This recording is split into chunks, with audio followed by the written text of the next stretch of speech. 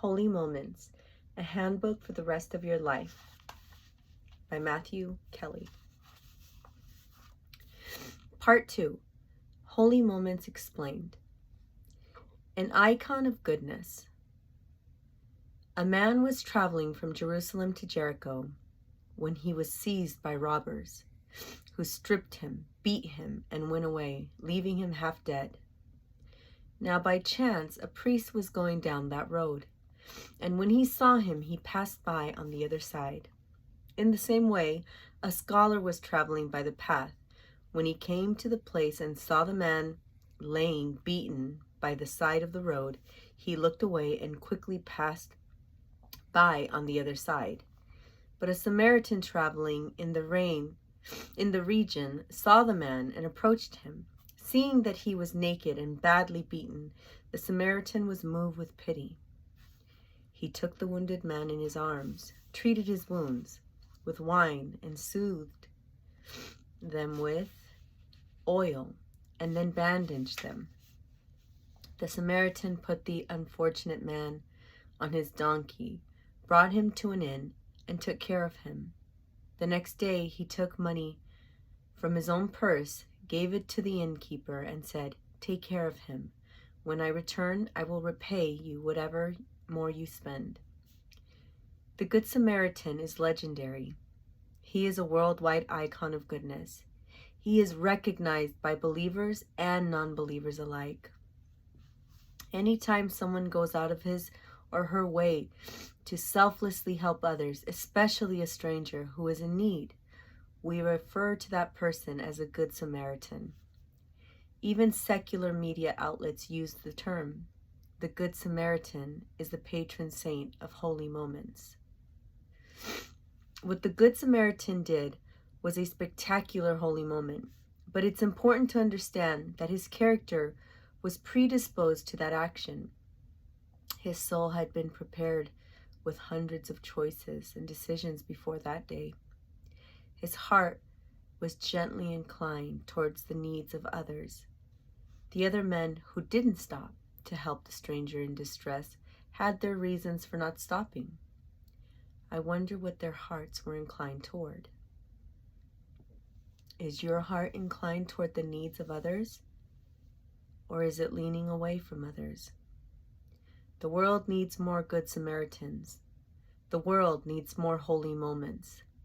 The world needs you and me to collaborate with God and each other to create those holy moments. How to fill your life with holy moments.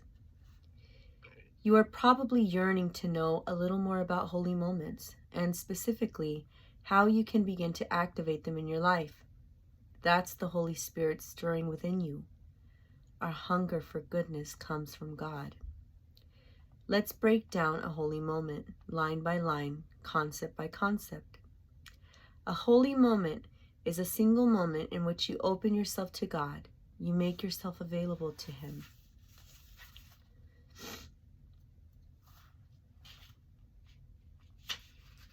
You set aside personal preference and self-interest, and for one moment, you do what you prayerfully believe God is calling you to do. A holy moment is a single moment.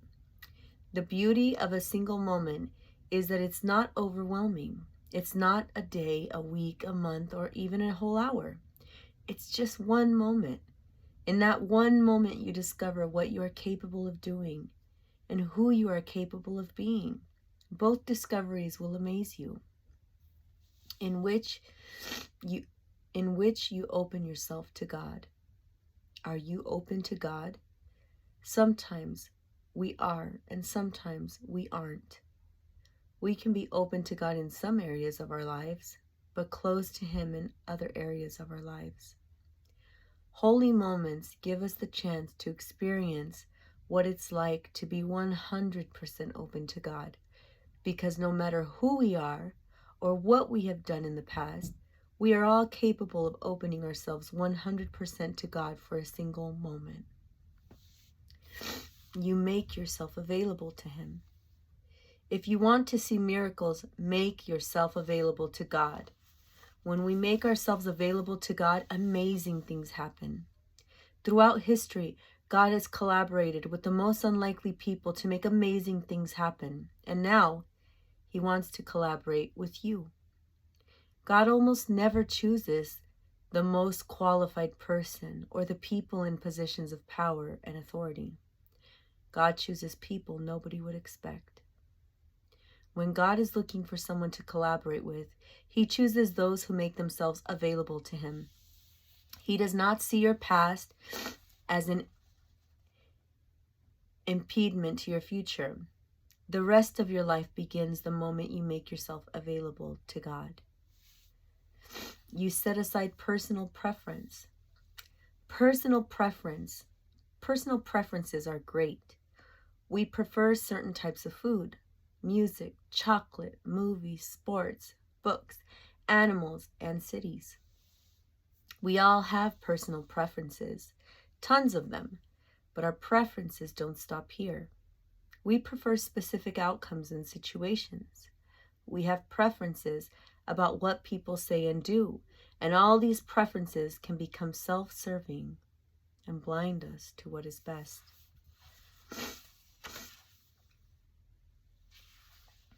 God may desire what you desire. God's preference may be the same as your preference, but in order to find out, we need to set aside our personal preferences so we can look at a situation through God's eyes. You set aside self-interest. Why do we cling so tightly to self-interest? We aggressively defend and pursue self-interest because we believe if we don't look out for ourselves, nobody else will. It is the fruit of the every man for himself ethos. It has its roots in medieval times, having first appeared in Chaucer's The Knight's Tale in the late 1300s, but remains deeply embedded in today's culture. This approach is a fundamental denial of God's providence. God will not take care of me, so I have to take care of myself, is what it really proclaims. God is more committed to your happiness and flourishing than anybody, but getting what you want doesn't make you happy. You know that God never forgets it. What is good for you is better than what you want. The more we evolve spiritually, the more we want what is good for us. Learning to desire what is good for you requires getting beyond your personal preferences and self-interest. This is essential to bring about alignment between God's desires and your desires. And every holy moment you create with God strengthens this alignment. You can set your self-interest aside. God always has your best interest in mind. But keep in mind, we are only talking about a single moment here. And yet, each time you set aside your self-interest for a holy moment, you will discover that it is safe and your trust in God will grow. And for one moment, the idea that leads most addicts to relapse is the idea that they can never do it again. Alcoholics in recovery are taught not to think about never having a drink ever again. They are encouraged to take life one day at a time. Those that are successful with this approach find themselves stringing together months and years and decades of newfound happiness and sobriety.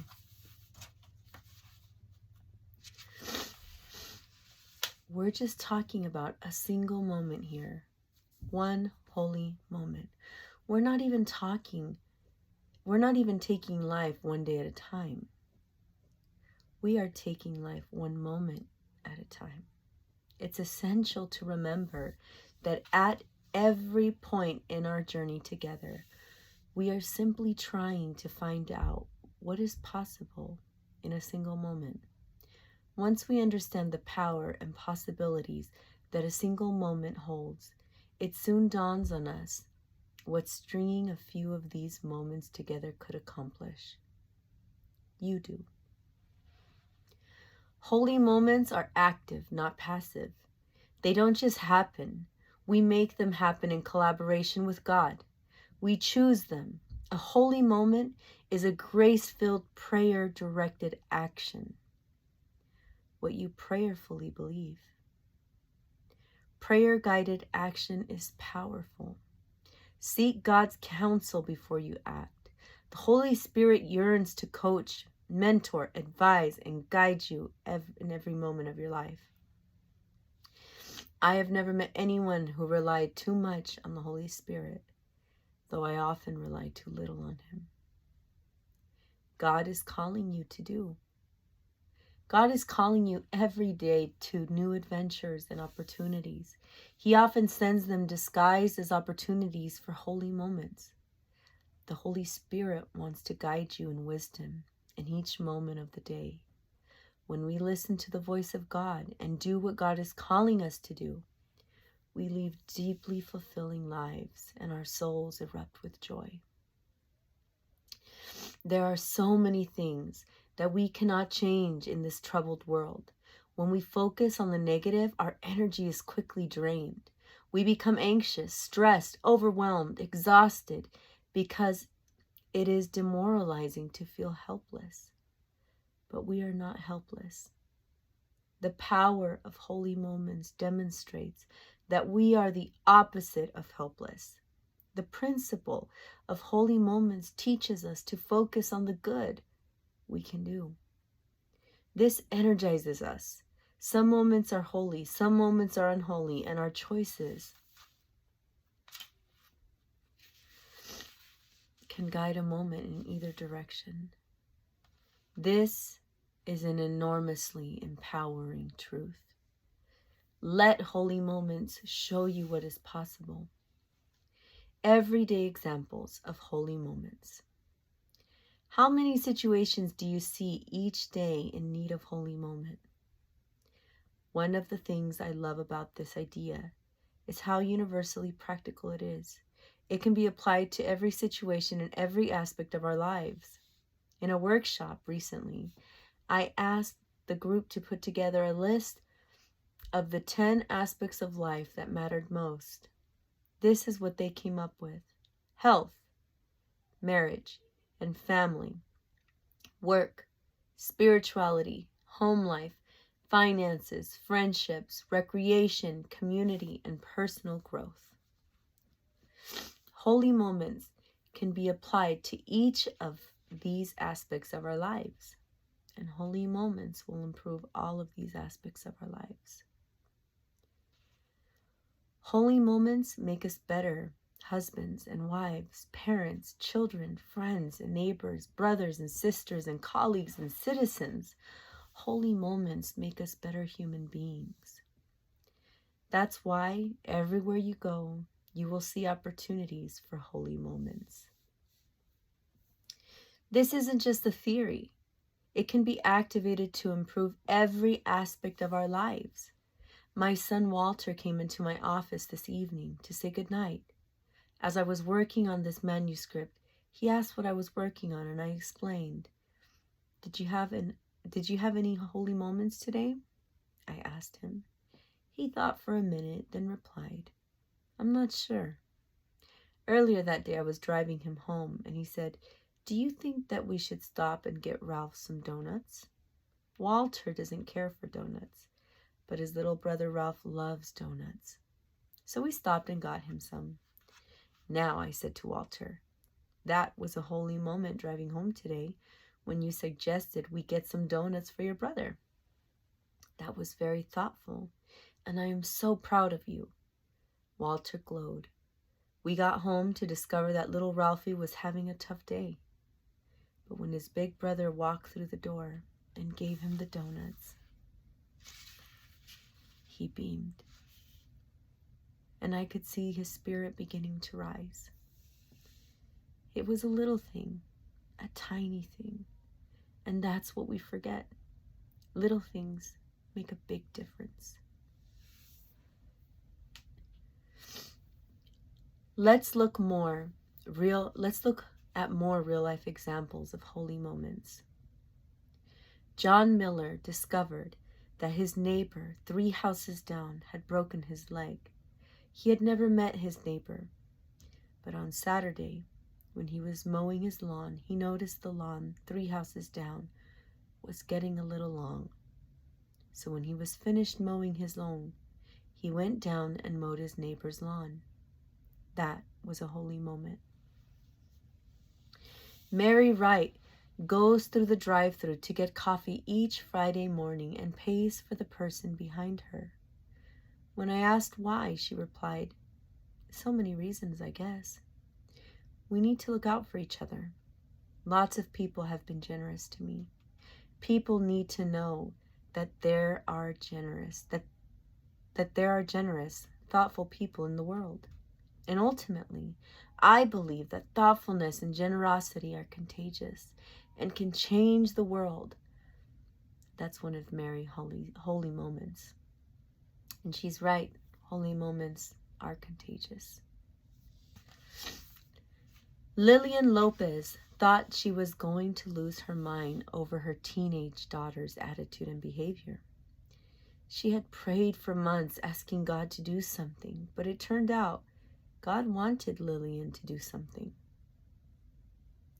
The following Sunday morning, she woke her daughter at 7 a.m. saying, "Get yourself ready. We are leaving in 20 minutes. As you can imagine, that wasn't too well received. "Where are we going?" her daughter yelled. "I'll tell you on the way," her mother replied.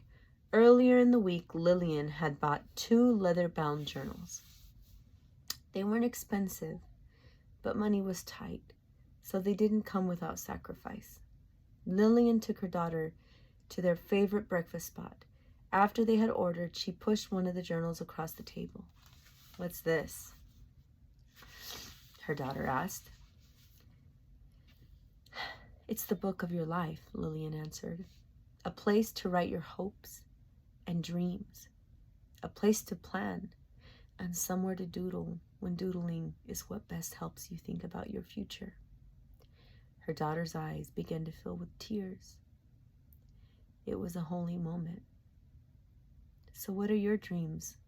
Lillian asked her daughter. They talked for almost 2 hours about her daughter's hopes and dreams and her life, and she started writing them in her journal. Then Lillian's daughter noticed the second journal. "What's the other journal?" she asked her mother. "That was another holy moment. That's my book of life," Lillian replied. "It's time for me to start dreaming too." John Binzer worked at a greeting card company. Less than 3 miles from the company was a prison with 400 male occupants, the worst of the worst offenders.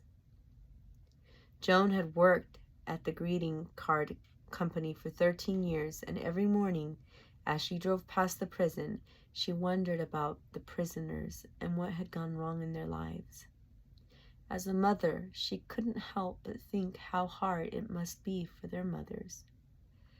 As May came around that year, Joan had an idea.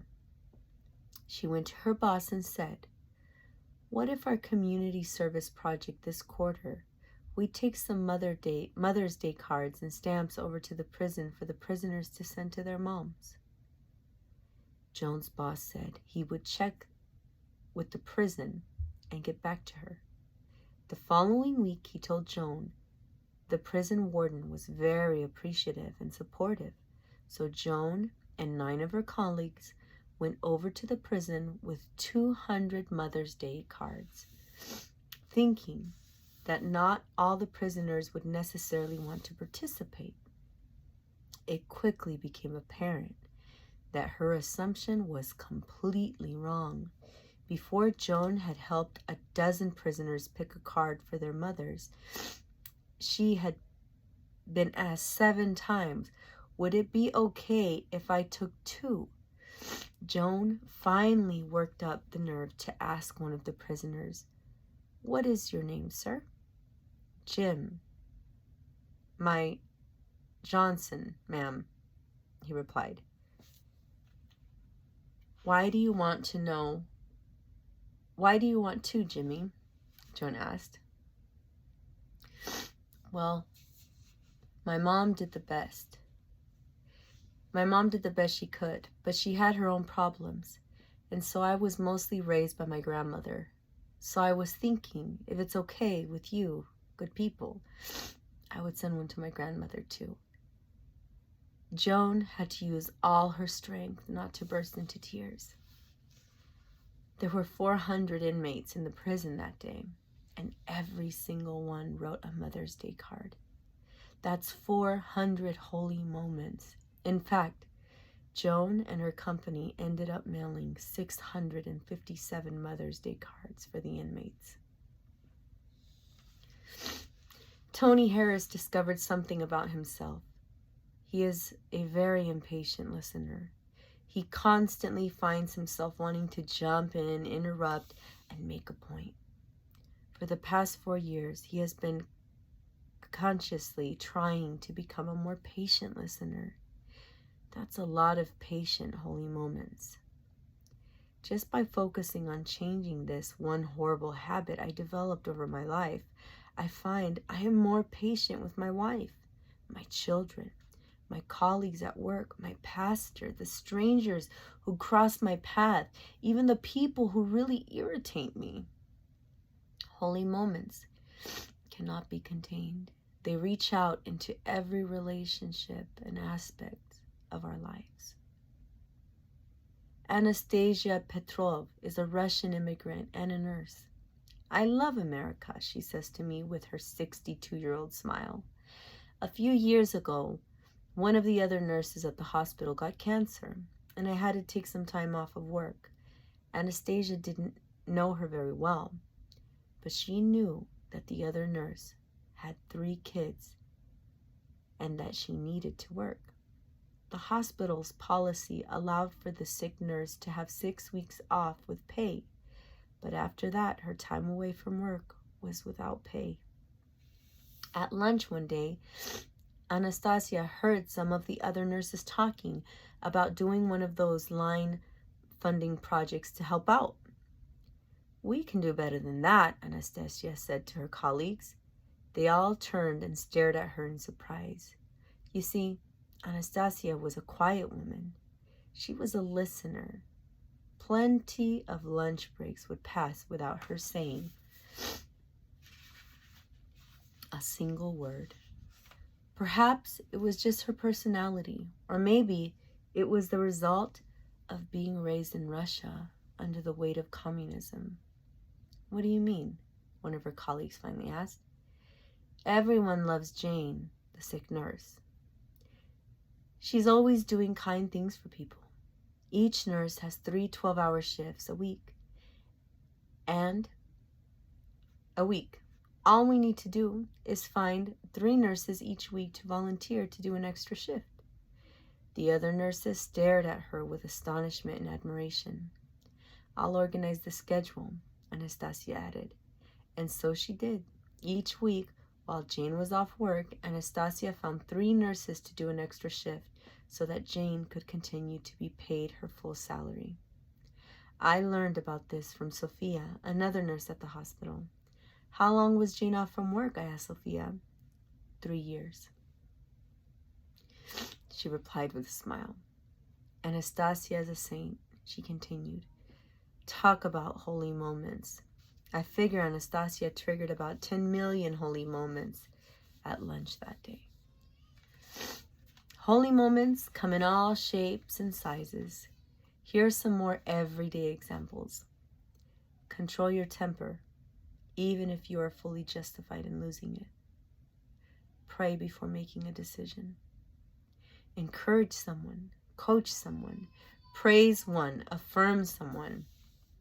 Be patient with that person who drives you crazy. Do something that helps you become a better version of yourself, even when you don't feel like it. Give whoever is in front of you your full attention. That's a holy moment. Begin each day with a short prayer of gratitude. Catch someone doing something right and praise them. Overlook an offense against you. Go out of your way to make the new person feel welcome. Take your spouse's car and fill it with gas. Take an interest in someone. Ask him about the best part of his day. Ask her about her dreams.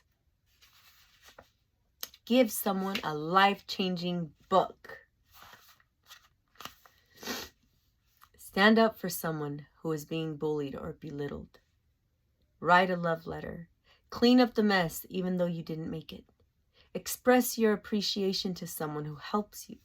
Pray for the people who are having the hardest day of their lives right now. Teach someone about holy moments. An easy way to do this is to give someone a copy of the book. Teaching someone about holy moments could trigger thousands of holy moments. We will send you the book. Just visit holymomentsbook.com and request 6 free copies of the book to share with others. Imagine how many holy moments you will trigger in a person's life by introducing them to this idea. These are all examples of everyday holy moments. There are some amazing stories here, but holy moments come in all shapes and sizes, and most of them are small and anonymous. The important takeaway is the realization that holy moments are possible, not just for other people, but for you. This is an amazing discovery. Every day you will see opportunities for holy moments. These opportunities are literally everywhere. There is a way to respond to every situation that transforms into a holy moment, and there is nothing more fulfilling than collaborating with God to create holy moments. Holy moments are going to make you insanely happy. Why do holy moments make us so happy? Feeling good is an amazing thing. It shouldn't be our goal in life, but feeling good has its purpose. God invented feeling good for a reason. Things that feel good often draw us towards the fullest expression of our potential as human beings. Those good feelings are breadcrumbs designed to lead us towards what is morally good and good for us. When we are doing what is good for us and what is morally good, we experience an undeniable sense of fulfillment. The ultimate feel-good sensation comes from aligning our lives with what is good, true, right, just, and noble. Holy moments feel good. They make us incredibly happy. You are not imagining it, and it's not just metaphorical. Every holy moment is an act of generosity, and scientists have discovered that generosity releases 3 hormones that are critical for a human being to flourish. The first is serotonin. This regulates happiness and mood in general. The second is dopamine. This is responsible for allowing us to experience pleasure, satisfaction, and motivation. And the third is oxytocin. This is the hormone that is released during childbirth, sex, breastfeeding, exercise, while hugging, holding hands, listening to music, and sharing meals with friends. Holy moments release oxytocin into the bloodstream, inducing feelings of warmth, euphoria, and connection with others. Holy moments literally produce a natural oxytocin high that is one of those reasons it feels so good to collaborate with God to create holy moments. These 3 God-made hormones are so powerful that they allow us to experience joy even when suffering. This explains why even from prison, the Apostle Paul wrote more about joy than any other theme. Let's face it, some holy moments come at a great personal sacrifice. The satisfaction derived from holy moments can even supersede physical suffering. Women experience a similar phenomenon during childbirth. Holy moments also have a myriad of other positive effects on us. They boost feelings of confidence, optimism, and the general sense that our lives are moving in a positive direction. Holy moments also liberate us from feeling helpless. Holy moments move us from a passive state, waiting for something good to happen, to an active state, making something good happen. We have been marvelously created. The way our whole being responds to creating holy moments encourages us to create more. And with every holy moment, you become more perfectly yourself. Your relationship becomes healthier, and you contribute to a more positive society. Holy moments bring about flourishing for everyone, everywhere, in every sense of the word. So it is only natural that they would make us happy. Your tidal wave of goodness, holy moments, are one of the most powerful forces on earth. One seemingly insignificant holy moment can produce a tidal wave of goodness. There are no small acts. No act infused with goodness can ever be considered small. Every act of goodness triggers more goodness. Each act, however small, sets in place a chain reaction of holy moments. You never know who will be impacted by the succession of holy moments you begin. Your holy moments will produce tremendous ripple effects. I know it. I believe it. I've seen it. I am it. I began this book by briefly mentioning one of my spiritual mentors. He encouraged me to delve deeper into life's possibilities. Those holy moments were the catalyst that began on the other side of the world in Australia. That man triggered a tidal wave of goodness. He inspired me in turn. All the people who have read my books, attended my presentations, watched my YouTube videos, have been inspired by the ripple effect. His tidal wave of goodness is easily seen in my public life as an author and speaker. But his tidal wave of goodness also deeply impacted my personal life, my friendships, my marriage, parenting, community involvement, relationships with colleagues, and the simple holy moments I participate in each day have all been touched by his goodness. He invested in me, and the evidence of the goodness he set in motion is everywhere in my life. My life has unleashed a tidal wave of goodness around the world. That may sound prideful and arrogant. It isn't. I know who made it happen. I'm not confused about who the credit belongs to. It was a collaboration with God and so many other people. I can take pleasure in the fact that I got to be a part of it. But to take prideful credit would be foolish.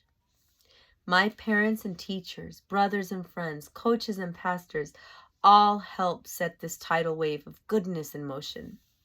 I was the beneficiary of their holy moments. Sometimes, when I have a few moments to spare in an airport, I look at the screens that list all the cities. I can see the faces of people in each city who helped me make this happen. I cannot describe the feeling. My heart is bursting with awe and gratitude in those moments. And as I turn and make my way to my flight, I whisper a prayer for all those people and their families. I know the goodness of God is the essential catalyst in every holy moment. And yet it is important to acknowledge that I played a role in it all, because acknowledging that shows others what is possible. But let me tell you the best news of all. I am weak and broken, fragile and wounded. I have made horrible mistakes in my life. I have taken wrong turns and compounded those wrong turns with arrogance and stubbornness. I have been selfish. I have put my wants ahead of other people's needs. There have been plenty of unholy moments in my life, but the unholy moments of our past don't prevent us from creating holy moments in the future. Why is all this good news? It proves that you can unleash a tidal wave of goodness with your life too. How do you begin? It starts in the same way for every person. The one holy moment. How does it continue? One holy moment at a time. That ends chapter 2. Next time I'll continue reading chapter 3, or part 3, the divine plan. What gives you hope?